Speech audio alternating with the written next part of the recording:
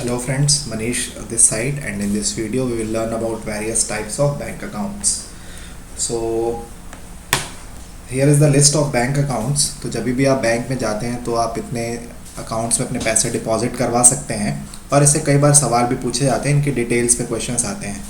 तो चलिए, जैसे सबसे पहले हम देखेंगे सेविंग अकाउंट क्या होता है, उसके details, current account, FD, RD and bulk deposit. ये मैंने एक इंटरेस्ट रेट का चार्ट बना के रखा है। कॉस्ट ऑफ फंड्स मतलब the interest which is given by the bank to the consumer. Suppose consumer deposit some money, so he want the interest on those deposit. So cost of fund basically the interest given by the bank against the deposit made by the customers. तो आप देख सकते हो सबसे कम deposit interest किस में दिया जाता है, करंट अकाउंट में जो डिपॉजिट होता है दैट इज़ करंट डिपॉजिट। उससे थोड़ा सा ज़्यादा इट इज़ सेविंग डिपॉजिट। ये रेट मैंने एक एवरेज लेकर के बनाएंगे, तो हो सकता है कुछ बैंक 4.5-5-6% का भी ब्याज देते हो, और हो सकता है कुछ बैंक 3.75 या 3.5 का भी ब्याज देते हो। तो ऑन एन एवरेज मैंने बताया, तो सबसे कम रेट ऑफ इंटरेस्ट जो बैंक देती है it is on current deposit, then saving deposit. फिर आप देख सकते हो ये रेंज है रिकरिंग डिपॉजिट का, और फिक्स डिपॉजिट का जो रेट ऑफ इंटरेस्ट है लगभग सेम रहता है। और सबसे ज़्यादा जो रेट ऑफ इंटरेस्ट देना पड़ता है बैंक्स को, it is against bulk deposit. तो अब ये वेरियस टाइप्स ऑफ डिपॉजिट क्या है, अब हम डिटेल में समझते हैं। So let's get started with the first deposit, that is saving account. So it is for individuals and small business houses, and the idea is to save a little of their current incomes. तो जो भी पैसा वो कमाते हैं उसमें से कुछ पोर्शन वो जा करके कहाँ जमा करते हैं, बैंक में। So it is concern, it is mainly, it has mainly targeted individuals and small businesses, और सर्विस क्लास के लिए भी इसे बनाया गया है, ठीक है, so that they can earn some interest on the savings, ठीक है। तो ये पॉइंट आप याद रखिएगा। It is basically for service class individuals, for small business house, जो अपनी थोड़ी बहुत उनकी जो जमा पूंजी होती है उसमें उस पैसे को ये बैंक अकाउंट में, सेविंग अकाउंट में जमा करवा सकते हैं, और उसके अगेंस्ट उन्हें रेट ऑफ इंटरेस्ट मिलता है। Normally ₹500 and ₹1000 is the minimum balance, but some bank offers premium saving accounts which में वेरी, जिसका मिनिमम बैलेंस में वेरी फ्रॉम 5000 to 25,000। तो नॉर्मली आप देख सकते हो, नॉर्मली जो मिनिमम बैलेंस होता है that is 500 without chequebook facility, with chequebook facility is 1000, and some premium bank जैसे Axis is one of the premium saving account, तो वहाँ पे आपका जो मिनिमम बैलेंस होता है it may range from 5000 to 25,000, it depends on the bank, ठीक है। ओके, अगली बात जो इंपॉर्टेंट पॉइंट है, बहुत इंपॉर्टेंट है, याद रखिएगा इस पॉइंट को। वो ये है कि जैसे बैंक में offer zero balance account also.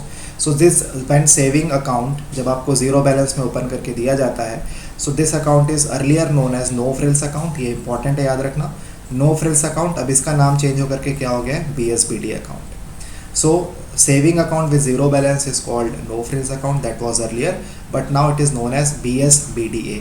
BSBDA को अभी डिटेल में हम लोग थोड़ी देर में करेंगे। It stands for basic saving bank deposit account. Okay, अब थोड़ी सी सेविंग अकाउंट की डिटेल को समझ लेते हैं। तो याद रखिएगा, सेविंग अकाउंट के जो भी आपको इंटरेस्ट मिलेगा उस पर TDS नहीं लगाया जाता है। क्वेश्चन कई बार पूछा जाता है। So basic there is no TDS। TDS stands for tax deduction at source. There is no TDS on the interest earn. जो कंज्यूमर इंटरेस्ट कमाता है उस पर कोई भी ब्याज नहीं लगता है, TDS नहीं लगता है, ये बात याद रखिएगा। दूसरा point, from 25 October 2011 RBI has deregulated saving bank interest rate. ये बहुत इंपॉर्टेंट पॉइंट है। Earlier RBI was the supreme authority to decide the interest rate, but in October 2011 RBI has deregulated.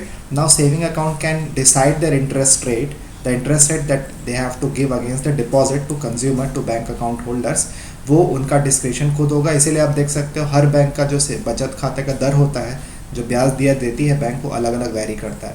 तो ये पॉइंट याद रखिएगा, RBI has now deregulated the saving bank interest rate, and the date यदि पूछा जाए तो 25 October 2011। चलिए, अगला जो इंपॉर्टेंट पॉइंट है, याद रखिएगा, from 1 April 2010 the interest rate is calculated on daily basis.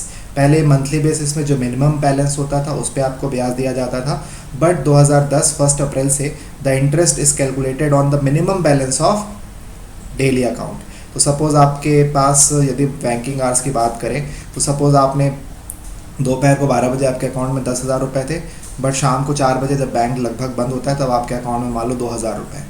तो जो भी बैंक का इंटरेस्ट रेट होगा 3%, 3.5%, जो भी इंटरेस्ट रेट होगा वो इस मिनिमम बैलेंस पे कैलकुलेट किया जाएगा, and that will B charge on daily basis.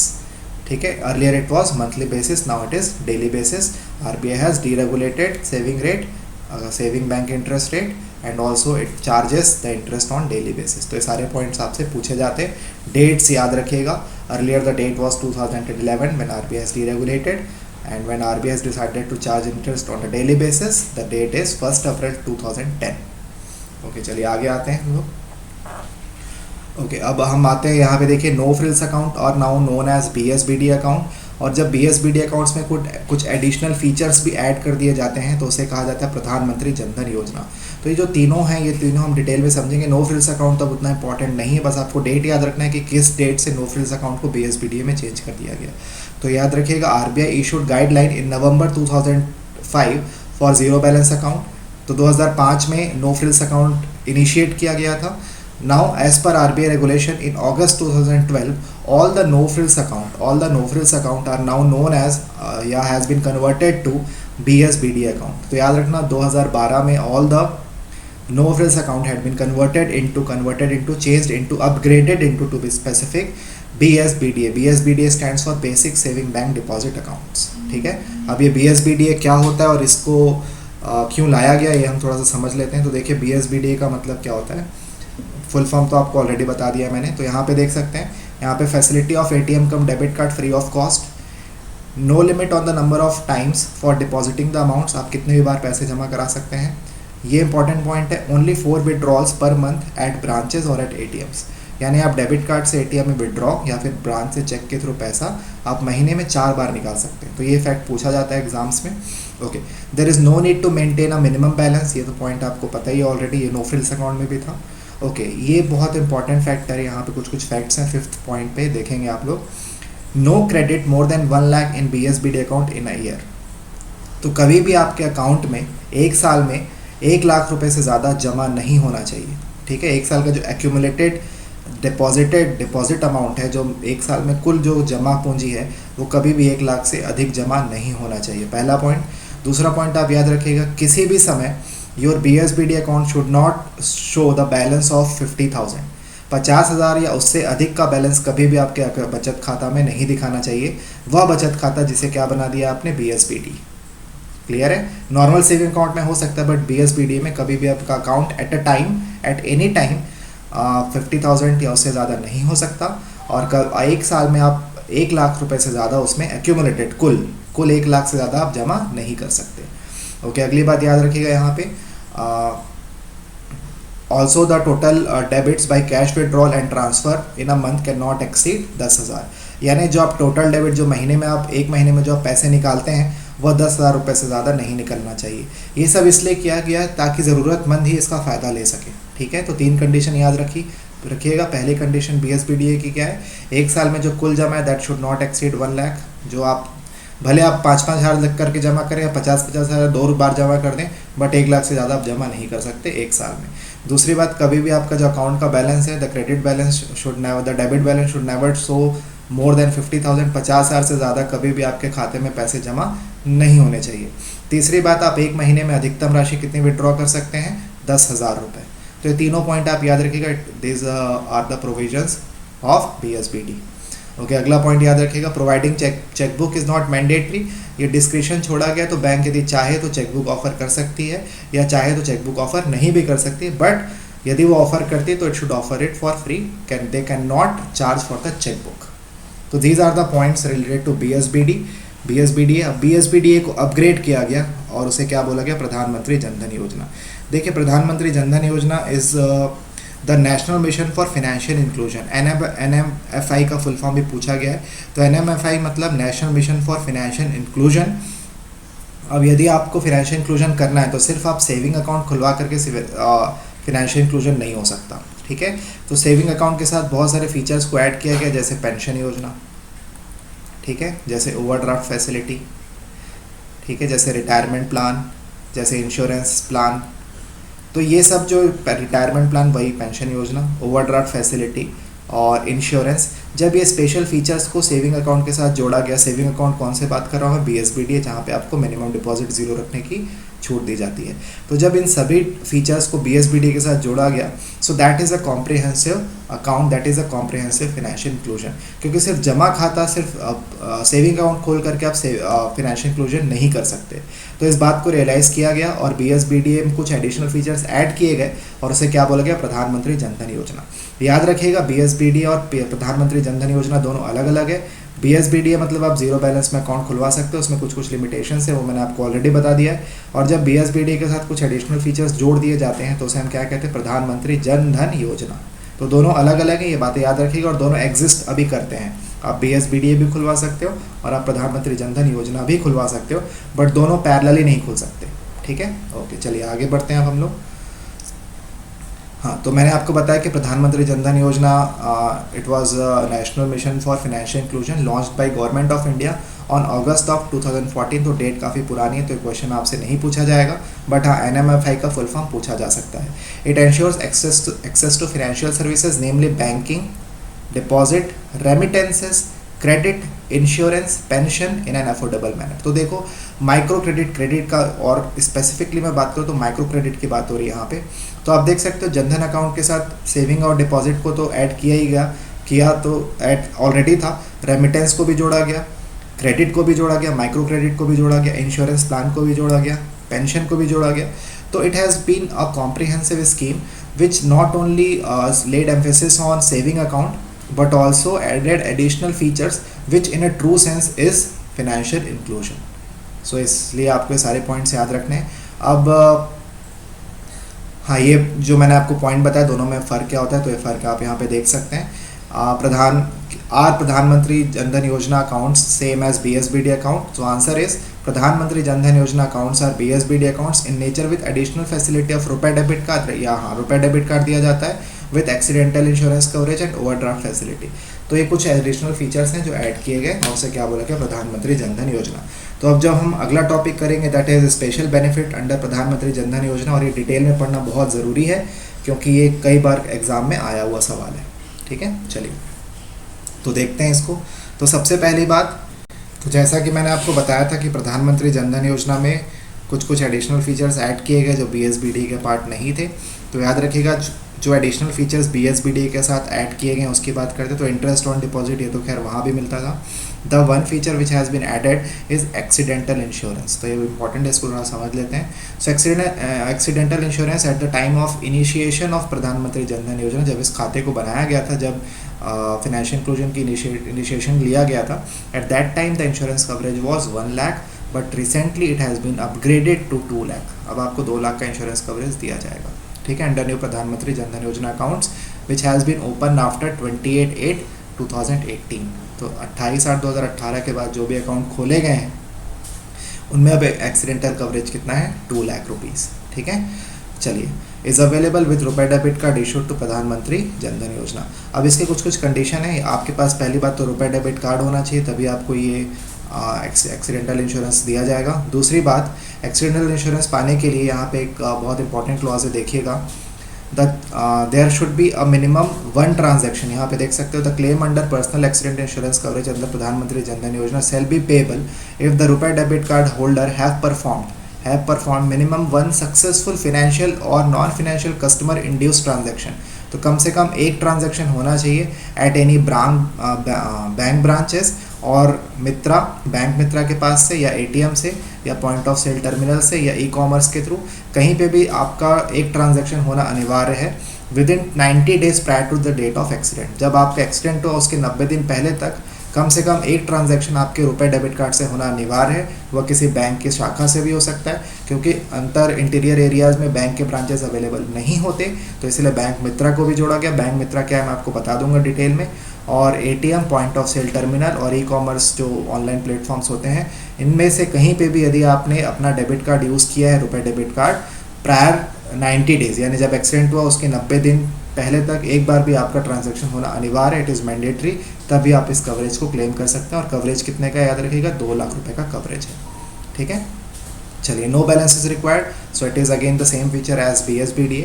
जो अगला इंपॉर्टेंट है it is life insurance coverage. So life insurance coverage is of 30,000 and इसके लिए कौन एलिजिबल रहेंगे, इसके लिए केवल वही लोग एलिजिबल रहेंगे जिन्होंने अपना जिनका जनधन खाता खुला है 15/8/2014 से लेकर के 31/1/2015 तक, जिन्होंने अपना अकाउंट ओपन किया है, सिर्फ उन्हीं लोगों को ये लाइफ इंश्योरेंस कवरेज ऑफ 30,000 मिलेगा। इसके बाद जिन्होंने जनधन खाता खोला है उन्हें यह सुविधा नहीं मिलेगी, याद रखिएगा ये बात। यह सुविधा सभी को मिलेगी। इंटरेस्ट ऑन डिपॉजिट दिया जाता है, नो मिनिमम बैलेंस है, easy transfer of money across India, ये BSBDA में भी होता था।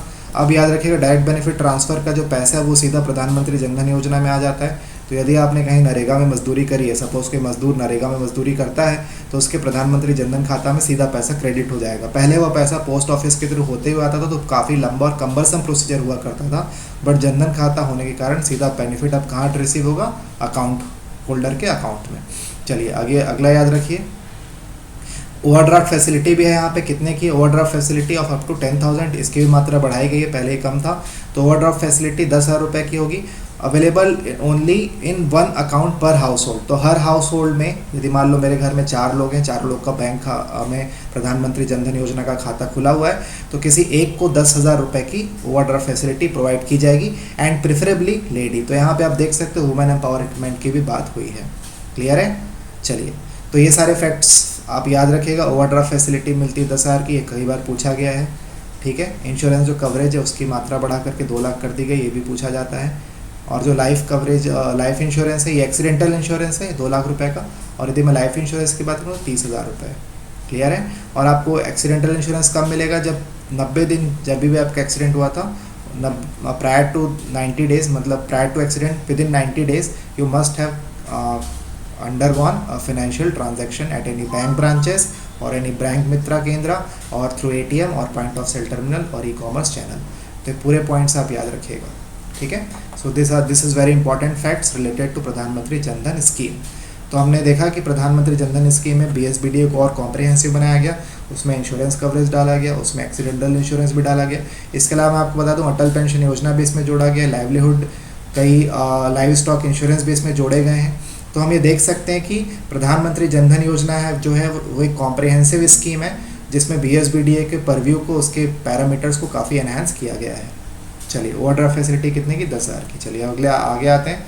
तो कुछ आपके पास बैंक अकाउंट खुलवाने के लिए प्रधानमंत्री जनधन योजना में यदि आपको खाता खुलवाना है तो आपके पास कुछ वैलिड डॉक्यूमेंट्स होने चाहिए। ये KYC नॉर्म्स के अंतर्गत भी आता है, तो आपसे पूछा जा सकता है KYC नॉर्म्स में कौन कौन से डॉक्यूमेंट्स आते हैं। तो सबसे पहले आपके पास पासपोर्ट हो, या तो आपके पास ड्राइविंग लाइसेंस हो, या तो पैन कार्ड हो, या तो voter ID card issued by election commission of India हो, या तो आपके पास जॉब कार्ड हो जो इशू बाय जॉब कार्ड किसका, नरेगा का, इशूड बाय स्टेट गवर्नमेंट। तो ये सब पॉइंट याद रखिए, नरेगा का job card state government issue करती है, इलेक्शन कमीशन पे तो ऑब्वियस ही चीज़ है वोटर ID कार्ड इशू करेगी। क्लियर है?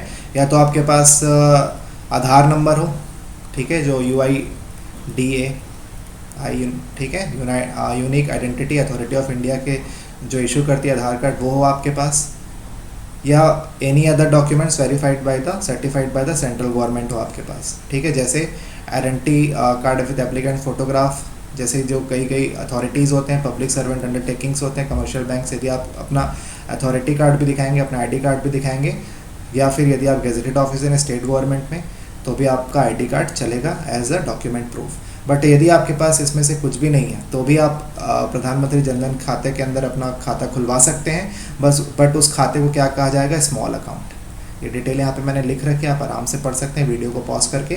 तो इस खाते को क्या बोला जाएगा, स्मॉल अकाउंट। तो small account is nothing but जब KYC नॉर्म्स को कॉम्प्रोमाइज़ करके खाता खोल दिया जाता है, क्योंकि कई बार ऐसा होता है, सपोज मैं माइग्रेंट वर्कर हूँ तो मेरे पास ना पैन कार्ड होगा, ना ड्राइविंग लाइसेंस है, ना मेरे पास पासपोर्ट है, तो क्या मुझे बैंकिंग नेटवर्क के बाहर रखा जाएगा? तो आंसर है नो। आप कौन से अकाउंट खुलवा सकते हो? प्रधानमंत्री जनधन योजना स्मॉल अकाउंट कहा जाएगा, वो भी प्रधानमंत्री जनधन योजना ही होगा, बट उसे स्मॉल अकाउंट कहा जाएगा। अब स्मॉल अकाउंट क्या होता है मैं फर्दर वीडियोज़ में आपको बताऊंगा। ठीक है, what is the difference between a normal account and a small account. चलिए, जो अगला अकाउंट है दैट इज़ करेंट अकाउंट। तो यहाँ पे आप देख सकते हैं, एक बार फिर से आप इंटरेस्ट चार्ट को देखिए। तो सबसे जो कम इंटरेस्ट चार्ट दिया जाता है, इंटरेस्ट दिया जाता है, वो होता है आपका करेंट पे। फिर हमने देखा था सेविंग पे, सेविंग का मैंने आपको डिटेल बता दिया था। अब हम आते हैं करंट अकाउंट पे। तो current account is meant for firms and companies, ये बड़े बड़े फर्म्स और कंपनीज के लिए किया गया है। Basically it is meant for businessman to run businesses. तो उनको करंट में पैसा या रोलिंग पैसा चाहिए, उनको लिमिटेशंस बहुत कम चाहिए, बहुत हैवी ट्रांजैक्शन होता है उनके अकाउंट में, इसीलिए करंट अकाउंट स्पेसिफिकली उन्हीं लोग के लिए बनाया गया है। ठीक है, it carry no interest on deposit, ये बहुत इंपॉर्टेंट पॉइंट है। और आपके दिमाग में सवाल आना चाहिए कि why current account carries no interest on deposit. तो देखिए, bank is a financial intermediate, जो भी पैसा बैंक में जमा करते हैं, बैंक उस पैसे को फर्दर लोन में घुमा देती है और आपसे लेती है। सपोज 4% के रेट से लिया, सामने 6% में लोन घुमा दिया, तो 2% बैंक का इंटरेस्ट है। अब करंट अकाउंट में क्या होता है, जब बैंक के पास आप पैसा जाके जमा करते हैं, बिजनेस फर्म्स जो बड़े बड़े होते हैं, यदि वो बैंक अकाउंट करंट अकाउंट में जाके बिजनेस जाके अपना पैसा बैंक में जमा करते हैं, तो यहाँ पे कोई सर्टेनिटी नहीं होती। याद रखिएगा, ये बहुत वल्नरेबल मनी होता है, वो आज जमा करेंगे और कल बैंक से डिमांड कर लेंगे वापस। तो ऐसे स्थिति में क्या बैंक इस पैसे को फर्दर लोन में घुमा सकती है? क्या नहीं, क्योंकि कल के दिन यदि पैसा वापस मांग लिया गया तो पैसा तो लोन में घुमा चुके हैं, तो वापस कस्टमर को कैसे देंगे? तो ऐसी परिस्थिति से डील करने के लिए व्हाट बैंक डज, बैंक ये पैसे को लोन में नहीं घुमा पाती है। तो लोन में नहीं घुमा पाएगी तो ब्याज नहीं कमा पाएगी, और जब ब्याज नहीं कमा पाएगी तो इसीलिए कस्टमर को भी ब्याज नहीं दिया जाता है। तो याद रखिएगा, as bank can not rotate the deposit made under current account into loan, वो उस लायबिलिटी को एसेट में कन्वर्ट नहीं कर पाते हैं। Hence commercial bank do not offer interest rate on current account, तो करंट अकाउंट में ब्याज नहीं दिया जाता। अब ये ब्याज की ज़रूरत भी नहीं, क्योंकि इसको बड़े बड़े बिजनेस हाउस बहुत अमीर लोग खुलवाते हैं, तो इसीलिए उनको इस ब्याज की ज़रूरत भी नहीं, उनको फैसिलिटी ज़्यादा चाहिए। तो इसलिए आप देख सकते हो, no limit on either number of transaction और the maximum amount of transaction, उसकी कोई लिमिट नहीं है। Sometimes bank stipulate higher minimum balance depending upon the service offered, ये इंपॉर्टेंट पॉइंट है, याद रखिएगा। ठीक है, ओवरड्राफ्ट फैसिलिटी, हाँ ये सॉरी ये वाला नहीं, ये वाला बोलना चाह रहा था मैं। ओवरड्राफ्ट फैसिलिटी इसमें अवेलेबल है, याद रखिएगा। सेविंग अकाउंट में ओवरड्राफ्ट फैसिलिटी नहीं अवेलेबल होती। The only saving account in which overdraft facility is available is प्रधानमंत्री जनधन योजना। बाकी किसी सेविंग अकाउंट में, चाहे वो नो फ्रिल्स हो, चाहे वो BSBD हो, चाहे वो नॉर्मल सेविंग अकाउंट हो, वहाँ पर ओवरड्राफ्ट फैसिलिटी अलाउड नहीं है। बट करंट अकाउंट में ओवरड्राफ्ट फैसिलिटी इज अवेलेबल, और इसे कहा जाता है शॉर्ट टर्म लोन फैसिलिटी, ये भी आप पॉइंट याद रखिएगा। Standing instruction is also available. Standing instruction मतलब सपोज मेरे कोई पीरियोडिकल एक्सपेंसेस हैं, सपोज मैं हर महीने का बिजली पटाता हूँ, हर महीने की सैलरी पे करता हूँ, ठीक है, हर महीने का मेरा पानी का बिल आता है, तो मैं एक स्टैंडिंग इंस्ट्रक्शन दे दूंगा कि 5 तारीख को ये पैसे अपने आप मेरे अकाउंट से डेबिट हो जाएंगे। क्लियर है? तो that is called standing instruction. Nomination facility आप यहाँ पे याद रखिएगा, नॉमिनेशन फैसिलिटी होती है बट इट इज़ कंडीशनल। तो ये कंडीशनल क्यों होती है मैं आपको डिटेल में बताऊंगा, जब मैं आपको नॉमिनेशन के बारे में विस्तृत जानकारी दूंगा, डिटेल में हम चर्चा करेंगे इस बात की। अभी सिर्फ आप ये याद रखिए कि nomination facility is normally not available but available only in special cases. तो nomination facility is mandatory in saving account but not mandatory in current account, ये याद रखिएगा। अब क्यों मैंडेटरी नहीं है, कंडीशनल होती है वो, किस परिस्थिति में नॉमिनेशन फैसिलिटी ज़रूरी है करंट अकाउंट के अंदर, ये हम डिटेल में डिस्कस करेंगे जब मैं आपको नॉमिनेशन फैसिलिटी के बारे में डिटेल में बताऊंगा। चलिए अभी हम लोग आगे आते हैं। तो जो अगला डिपॉजिट है दैट इज़ फिक्स्ड डिपॉजिट। तो आई थिंक आपको यहाँ तक समझ में आ गया होगा करंट डिपॉजिट क्या होता है। फिर मैंने आपको प्रधानमंत्री जनधन योजना, नो फ्रिल्स अकाउंट, BSBD ये पूरा डिटेल में कराया, उसी के साथ मैंने आपको करंट अकाउंट भी कराया। अब हम आते हैं फिक्स्ड डिपॉजिट की तरफ। तो अभी तक जो आपने पढ़ा था करंट अकाउंट और सेविंग अकाउंट, ये जो होते हैं these are the current account and saving account, ये आपके डिमांड डिपॉजिट है। अब हम आ गए टाइम डिपॉजिट या फिर टर्म डिपॉजिट के पास। तो देखिए टर्म डिपॉजिट या फिर टाइम डिपॉजिट मतलब वह पैसा जो FD में या RD में या बल्क डिपॉजिट के अंदर जमा किया जाता है, उसे हम टाइम डिपॉजिट या फिर टर्म डिपॉजिट कहते हैं। अब क्यों कहते हैं अभी आप खुद समझ जाएंगे। तो सबसे पहले हम फिक्स्ड डिपॉजिट की डिटेल को समझते हैं। So can be operated for a tenure ranging from 7 days to 10 years। तो याद रखिएगा, सपोज मैंने 10,000 रुपये यदि मान लो मैं FD में जमा करता हूँ, तो मुझसे पूछा जाएगा कि आप इसे कितने दिन के लिए लॉक करना चाहते हैं। 7 दिन से 10 साल तक का टाइम पीरियड हो सकता है। तो सपोज मैंने कहा कि मुझे 6-7 महीने के लिए या सपोज 6 मंथ्स के लिए मैं पैसा लॉक करना चाहता हूँ, यानी 6 मंथ के पहले मैं ये पैसा विड्रॉ नहीं कर सकता, इसलिए ये टाइम डिपॉजिट कहा जाता है। इसलिए इसे टर्म एंड डिपॉजिट भी कहा जाता है। मतलब you are bank is liable to pay you the money but on the completion of certain terms and condition. आप उसके पहले जाओगे 6 महीने के पहले, तो बैंक आपको पैसे नहीं देगी, या देगी तो आपको ब्याज नहीं देगी जितना उसने कमिट किया था। तो आई थिंक अब आपको क्लियर हो गया what is called term deposit. तो यार ड्यूरेशन याद रखिएगा, minimum is 7 days and maximum is 10 years। तो ये क्वेश्चन आता है, इसलिए इस पॉइंट को आप याद रखिएगा। ठीक है, interest rate increases with time period. तो याद रखना फिक्स डिपॉजिट में the interest rate IR stands for interest rate is directly proportional to time deposit या टाइम टर्म। ठीक है, जितने ज़्यादा समय के लिए आपने डिपॉजिट किया, जितने ज़्यादा समय पीरियड के लिए आपने डिपॉजिट किया, उतना ज़्यादा आपको ब्याज मिलेगा। तो interest rate is directly proportional to the duration of deposit that is time period. ये किस में वैलिड होता है, याद रखना है किस में वैलिड है ये, फिक्स डिपॉजिट में। Quantum of amount will not decide your rate of interest. ऐसा नहीं होगा कि मैं 10,000 रुपये कर रहा हूँ और आपने सपोज 1,00,000 रुपये किया है तो आपको ज़्यादा ब्याज मिलेगा। जो रेट है वो सेम रहेगा, रेट विल बी सेम, चाहे वो 10,000 हो चाहे वो 1,00,000 हो, the rate will be same. ठीक है, अमाउंट तो ऑब्वियसली फ़र्क पड़ेगा बट जो रेट होगा, जो दर होगा वो सेम रहेगा। हाँ, एक बात और याद रखिएगा, सपोज 10,000 रुपये में 10 साल के डिपॉजिट कर रहा हूँ, आप 10,00,000 रुपये मात्र 10 दिन के लिए डिपॉजिट कर रहे हो, तो यहाँ पे जो रेट ऑफ इंटरेस्ट है वो ज़्यादा मुझे दिया जाएगा क्योंकि मेरा टाइम ड्यूरेशन ज़्यादा है। और यहाँ पे बात वैलिड मैंने आपको बता दी है, interest rate increases with time period under fix deposit. तो ये पॉइंट बहुत इंपॉर्टेंट है, याद रखिएगा। चलिए, तो आप ये देख सकते हैं 4.5% फॉर 7 ईयर्स में vary to 9% of the 10 years. तो ये वैरी करता रहता है। अभी जैसे 5, 5.5, 6% का ब्याज मिल रहा है, तो ये परसेंट जो है ये depends on the time duration. चलिए आगे आते हैं। So interest rate is slightly higher for the senior citizen, ये भी इंपॉर्टेंट पॉइंट याद रखिएगा। Premature withdrawal results it attracts penalty and the rate में vary from 0.5 to 1.5% of the total deposit. तो प्री विड्रॉल से आपको penalty पे करना पड़ेगा, वही मैंने आपको बताया, इसलिए इसे टर्म डिपॉजिट कहा जाता है। If the deposits are ₹1 crore और more it will be considered under bulk deposit. अब ये 1 करोड़ का पैरामीटर चेंज होकर के 2 करोड़ हो गया है। अब ये क्यों किया गया है ये हम समझेंगे जब मैं आपको टॉपिक बताऊंगा बल्क डिपॉजिट। तो याद रखिएगा, बल्क डिपॉजिट का जो नया टर्म्स एंड कंडीशन है वो क्या है कि 2 लाख या उससे अधिक डिपॉजिट बल्क डिपॉजिट की कैटेगरी में आता है। चलिए यहाँ पे ध्यान देखिए, interest will be paid at the contracted rate for the agreed period. ये तो पहले से आपको क्लियर है, जब आप पैसा जमा करोगे तो एक एस्टिमेटेड आपको रेट पता चल जाएगा, उतने समय काल के लिए आपको उतना ब्याज दिया जाएगा। अभी यदि आप ध्यान से देखो तो करेंट अकाउंट और सेविंग डिपॉजिट से ज़्यादा ब्याज किस में मिलता है? एफडी और आरडी में। जो ब्याज का रेट है वो एफडी और आरडी का सेम होता है। आरडी क्या होता है मैं आपको बताऊंगा। तो आप देख सकते हो कि जो कॉस्ट ऑफ फंड्स है, कॉस्ट ऑफ फंड्स मतलब interest given by the bank to the consumer against the deposit made by them, ये हायर है as compare to term deposit than time deposit. ठीक है, डिमांड डिपॉजिट। तो demand deposit में ब्याज कम देती है बैंक और टर्म डिपॉजिट में बैंक कस्टमर को ज़्यादा ब्याज देती है। क्यों ज़्यादा ब्याज देती है? क्योंकि ये पैसा वॉलेटाइल नहीं होता, ये परमानेंट सोर्स ऑफ इनकम है, ये नॉन वॉलेटाइल इन नेचर है। नॉन वॉलेटाइल इन नेचर है क्यों है? क्योंकि जब आप पैसा जमा करोगे, सपोज मैंने 2 साल के लिए जमा किया, तो 2 साल का ड्यूरेशन है, 2 साल तक ये पैसा लोन में घुमा सकते हैं और लोन में घुमा के वहाँ से पैसे कमा सकते हैं। तो बैंक ज़्यादा पैसे कमाते हैं किसमें? टर्म या टाइम डिपॉजिट में, इसीलिए कस्टमर को भी ज़्यादा रेट ऑफ इंटरेस्ट दिया जाता है। तो ये बात याद रखिएगा। Current account and saving deposit results in low cost of funds, that is for the bank with respect to bank। उन्हें कम ब्याज देना होता है क्योंकि पैसा ये लोन में घुमा नहीं पाते हैं, इसे एसेट में चेंज नहीं कर पाते हैं, इसलिए इन पे कमाई कम होती है। उसमें भी सबसे कम कमाई किस में होती है? करंट डिपॉजिट में, इसलिए सबसे कम ब्याज किस में दिया जाता है? करंट डिपॉजिट में। आप यहाँ पे कॉस्ट ऑफ फंड्स आप देखोगे तो बाकी तीनों डिपॉजिट में क्योंकि पैसा लॉक हो जाता है कुछ समय के लिए, तो टाइम पीरियड है आपके पास, उस टाइम पीरियड में आप इस पैसे को लोन में कन्वर्ट कर सकते हो। That means bank can earn the money, और पैसा कमाती है बैंक, इसलिए कस्टमर को भी ज़्यादा ब्याज दिया जाता है। तो ये पॉइंट आप याद रखिएगा। चलिए अब आगे आते हैं। तो याद रखिएगा, सपोज आपने पैसा जमा कर दिया, लोन फैसिलिटी भी अवेलेबल है, इसको मैं प्रैक्टिकल एग्जांपल से बताता हूँ। सपोज मैंने एफडी करा दिया लेकिन मुझे बीच में पैसों की ज़रूरत है, तो मैं 90% of the FD plus accrued interest, जितना भी मैंने डिपॉजिट किया था दैट इज़ प्रिंसिपल, प्लस जितना भी मुझे ब्याज मिला उसका 90% इतना पैसा मैं लोन में ले सकता हूँ। सपोज मुझे पैसों की ज़रूरत है तो मैंने देखा कि मेरा या तो मैं अपनी एफडी तुड़वा लूँ, बट उसके कंपैरिजन में बेटर ऑप्शन मेरे पास क्या अवेलेबल है? I can against the deposit plus interest, तो जो अक्रूड मेरे पास प्रिंसिपल है उसका 90% मैं लोन ले सकता हूँ। तो loan facilities available up to 90% of the outstanding principal plus accrued interest. ये बात आप याद रखिएगा, ठीक है।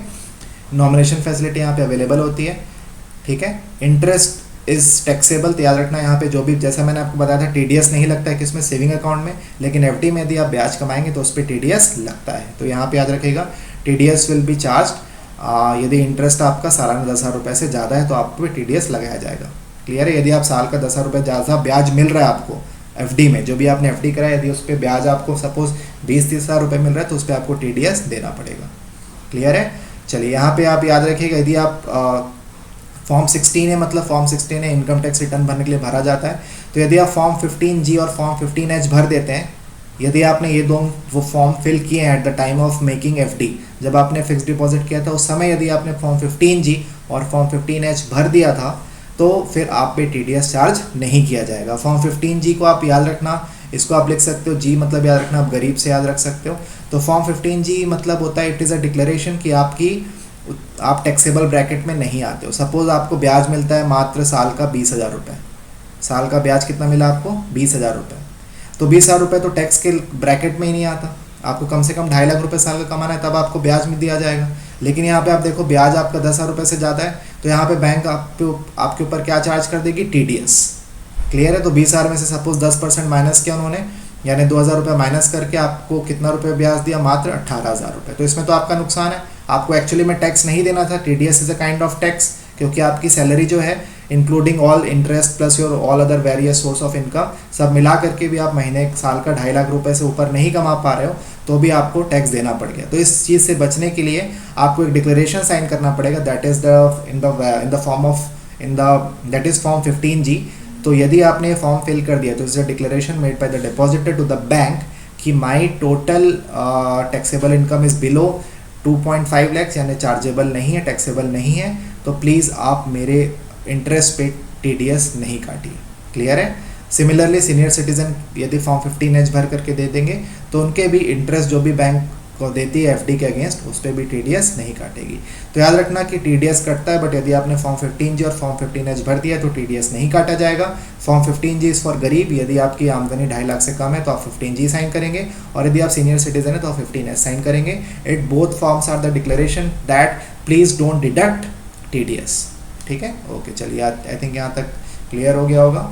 हाँ, 50,000 के ऊपर डिपॉजिट करने से पैन कार्ड इज़ मैंडेटरी, ये तो कॉमन सी चीज़ है। अगला जो पॉइंट है, आ जाते हैं हम लोग रिकरिंग डिपॉजिट में। तो देखिए, जब आपके पास लमसम पैसा है तो आप FD करा दीजिए, बट मैं सैलरीड पर्सन हूँ, मेरे पास लमसम पैसा नहीं आता है, मैं हर महीने डिपॉजिट करा सकता हूँ, तो मैं सेम FD की फैसिलिटी रिकरिंग डिपॉजिट में ले सकता हूँ। तो देखिए, most of the features are like fix deposit, तो रेट ऑफ इंटरेस्ट वगैरह सेम होती है। It is monthly deposit with the bank for an agreed period. यदि मान लो मैंने बोला कि यार मेरे पास एक साथ 2,40,000 रुपये नहीं है, ठीक है, मेरे पास सपोज मैं बोलता हूँ कि मैं हर महीना 12,000 रुपये जमा कर सकता हूँ, मेरे पास 1,44,000 एक साथ जमा करने के लिए नहीं है, तो बैंक ने बोला ठीक है, आप एक काम करो, आपके पास हर महीना 12,000 जमा कर सकते हो, तो आप हर महीना 12,000 जमा करते जाओ, हम आपको वही इंटरेस्ट देंगे जो हम आपको FD में देते हैं। तो all facilities are same under FD, but एक सहूलियत क्या प्रोवाइड कर दी गई, लमसम पैसा जमा करने से अच्छा आप रिकरिंग डिपॉजिट करो। रिकरिंग मतलब जो बार बार हो, तो हर महीना खत्म होगा, आपने 12,000 किया, फिर महीना खत्म हो, फिर आपने और 12,000 किया। क्लियर है। तो ऐसा करते करते आप अपनी FD करवा सकते हैं, बट उसे क्या बोला जाएगा, रिकरिंग डिपॉजिट, जहाँ पैसा लमसम ना जमा करके उसे तोड़ करके महीने वाइज जमा किया जाता है। हाँ, बट एक पॉइंट आप यहाँ पे याद रखेंगे कि यदि ऑप्शनल है आपके पास तो रिकरिंग पे ना जा करके फिक्स डिपॉजिट पे जाइए, क्योंकि पहले महीने से ही आपको जो ब्याज मिलेगा that will be on 1,44,000। But यदि आप रिकरिंग डिपॉजिट करा दो तो पहले महीने फिर 12 पे, फिर 24 पे, फिर 36 पे, यानी धीरे धीरे प्रिंसिपल में वृद्धि होगी, तो धीरे धीरे ब्याज में भी वृद्धि होगी। FD में एक साथ स्टार्टिंग मंथ से आपको ज़्यादा रेट ऑफ इंटरेस्ट मिलने लगेगा। ठीक है, तो आई थिंक आपको FD और इसका डिफरेंस क्लियर है। जल्दी से इनके पॉइंट्स को देख लेते हैं। Interest is credited on the accumulated balance at regular interval, यही मैंने आपको बताया था। These are designed to induce small savers to save regularly। ठीक है। Minimum period and minimum monthly deposit varies from bank to bank. तो याद रखिएगा, मिनिमम पीरियड और मंथली जो मिनिमम होता है वो बैंक टू बैंक होता है, वेरी करेगा। जो मैक्सिमम पीरियड होता है it is same as FD, that is 10 years और 120 months। क्लियर है। Loan draft facilities again same, 90% against the accumulated deposit in RD account. Accumulated मतलब principal plus accrued interest, principal plus accrued interest. Accrued interest मतलब क्या होता है, suppose मैंने 100 रुपये जमा किया, पहले साल मुझे 10 रुपये का ब्याज मिला, तो मेरा प्रिंसिपल कितना हो गया 110, तो इसको मैं अक्रूड, अब अगले साल क्या होगा, प्रिंसिपल मेरा कितना हो गया 110 और मेरा ब्याज कितना बनेगा 11, तो ये जो 11 बना ब्याज इसको क्या बोलेंगे, अक्रूड इंटरेस्ट। क्लियर है। जो 11 का ब्याज बना ये क्या हो जाएगा आपका अक्रूड इंटरेस्ट। तो हम ये देख सकते हो आप, चक्रवृद्धि ब्याज हो रहा है, यानी प्रिंसिपल में इंटरेस्ट हमेशा जुड़ता जा रहा है, और ये किस में होता है, ये FD या RD के डिपॉजिट में ऐसा ही होता है। ठीक है। और 90% against the loan against the total accrued interest plus principal, जो जितना भी पैसा आपके खाते में जमा है, अधिकतम कितना निकाल सकते हैं आप, 90% के अगेंस्ट में लोन ले सकते हैं। सपोज आपका कुल जमा यदि मान लो यहाँ पे आ गया 110 रुपये, तो that includes your principal plus your accrued interest, तो आप कितने पैसे का लोन उठा सकते हैं, 99, क्योंकि इसका 90% कितना हो जाएगा, 99। क्लियर हुआ। ये फैसिलिटी क्यों प्रोवाइड की गई, ताकि आप अपनी FD तोड़े ना और आपका पैसा का जो शॉर्ट टर्म रिक्वायरमेंट है वो भी पूरी की जा सके। Nomination facilities available same as FD account. यदि आप यहाँ पे इंटरेस्ट रेट देखोगे तो जो रिकरिंग डिपॉजिट और FD का जो रेट है लगभग क्या होता है, वो सेम होता है। और इन दोनों से भी ज़्यादा रेट ऑफ इंटरेस्ट किस में मिलता है, बल्क डिपॉजिट में। अब बल्क डिपॉजिट क्या होता है देख लेते हैं हम लोग जल्दी से। तो bulk deposit earlier the norm was कि 1 करोड़ या उसके ऊपर का डिपॉजिट बल्क बोला जाएगा, बट अब ये नॉर्म कितना कर दिया गया 2 करोड़। क्लियर है? तो 2 करोड़ या उससे ऊपर का डिपॉजिट क्या कहलाएगा? Bulk deposit. So interest rate में vary from the quantum of deposit. अब यहाँ पे देखिए एफडी और आरडी में जो पीरियड ऑफ डिपॉजिट था वो डिसाइड करता था रेट ऑफ इंटरेस्ट, बट यहाँ पे जब आप बल्क डिपॉजिट करोगे तो यहाँ पे पीरियड ना डिसाइड करके quantum of your deposit, period भी होता है बट मेजर फैक्टर यहाँ पे क्या डिसाइड करता है? क्वांटम। यानी जिसने जितना ज़्यादा पैसा जमा किया 2 करोड़ के ऊपर, सपोज मैं 4 करता हूँ, अगला आदमी 6 करता है, तो 6 करोड़ वाले को ज़्यादा ब्याज दिया जाएगा। ये क्यों किया जाता है? ये किस लिए किया जाता है? ताकि लोग ज़्यादा से ज़्यादा पैसा बड़े अमाउंट में जमा करें और बैंक हैवी लोन स्पॉन्सर कर सके, इसलिए इसको मोटिवेट किया जाता है। इसलिए इसकी क्वांटम भी बढ़ा के कितना कर दिया गया? 2 करोड़ रुपए। अब आप देख सकते हो हायर रेट ऑफ इंटरेस्ट तो the cost of funds is high, यानी जब आपने ज़्यादा पैसा लिया है बोरोवर से तो आपको ब्याज भी ज़्यादा देना पड़ेगा। तो नो डाउट यहाँ पे कॉस्ट ऑफ फंड्स हाई होता है बैंकों के लिए बल्क डिपॉजिट, बट उससे सुविधा क्या होती है कि ज़्यादा अमाउंट आप लोन में भी तो दे सकते हैं। तो इसलिए यहाँ पे देखो लिखा है in a nutshell this bulk deposit will be helpful to the bank to maintain their asset liability ratio, यानी उनका लायबिलिटी तो बढ़ेगा बट उनका एसेट भी तो इंक्रीज हो रहा है, but it will increase the cost of funds. तो यहाँ पे एसेट तो नो डाउट उनका इंक्रीज हो रहा है बट पैरेलली उनका कॉस्ट ऑफ फंड्स भी इंक्रीज हो रहा है, क्योंकि ज़्यादा ब्याज किसे देना पड़ेगा? कस्टमर को।